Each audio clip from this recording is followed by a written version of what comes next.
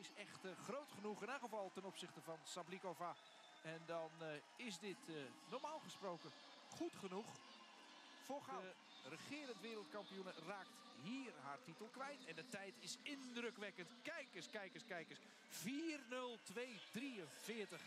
Ja, dan is de 4:04:80 van Sablikova een goede tijd. Het is moeilijk om te beginnen als favoriet, maar ik ben blij dat ik het heb waar kunnen maken. En, het was een goede race, het liep goed en ja, ik ben blij dat het is gelukt. Ja, heb je dan ook nog speciale kriebels bij zo'n eerste wedstrijd van de vijf van totaal dit weekend? Nee, want het is morgen heb ik weer dezelfde kriebels waarschijnlijk. Dus nee, dat hoort er een beetje bij en ik ben gewoon blij dat het is gelukt. En het was een goede race, het was tactisch goed, technisch goed.